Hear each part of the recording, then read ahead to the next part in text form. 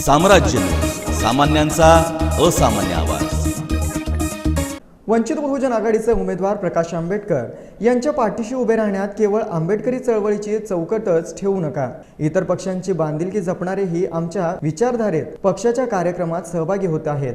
आडम मास्तरांनी उघडपणे तशी भूमिका घेतली, अशी भूमिका सेना भाजपा काँग्रेसमधील कार्यकर्ते देखील घेत आहेत। आंबेडकर या नावानं एकत्र येऊ नका, तर पक्षाचं कार्य ध्येय पाहून एकत्र यावं, असं आवाहन सुजात आंबेडकर यांनी यावेळी केलं।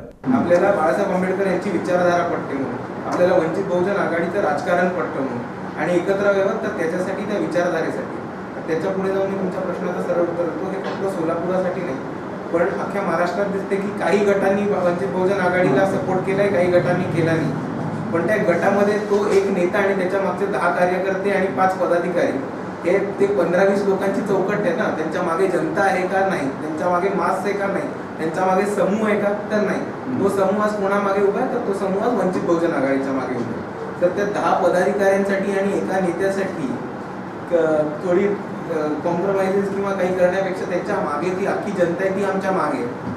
त्यांचा जो मास सपोर्ट होता तो त्यांच्या पायाखालनं सरकून गेला, तो आमच्या मागे। काही नेता नाही आले तरी आमच्याकडे अख्खी जनता आहे, जे आम्हाला सत्तेत पोहोचवते। ते नेते नाही पोहोचवणार आहेत, ते वोटर्स पोहोचवणार आहेत, तर ती जनता पोहोचवणार आहे। आंबेडकरजी बाळासाहेबांनी फॉर्म भरल्या दिवसापासून 5 दिवस प्रचाराचा टॅम्पो चढलेला होता।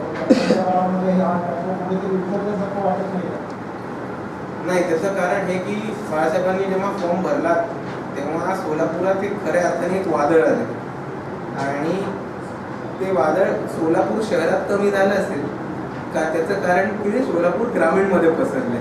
तुम्हाला सिटीमध्ये आता आमचा प्रचार, आमची सिटी बांधून। प्रकाश आंबेडकर यांना दलित आणि आंबेडकरी चळवळ, भीमा कोरेगाव या प्रश्नांबरोबरच आर्थिक, सामाजिक, शेतीविषयक प्रश्नांची ही सखोल माहिती आहे, पण प्रसारमाध्यमातून ती पुढे आणली जात नाही, असंही यावेळी सुजात आंबेडकर यांनी म्हटलंय।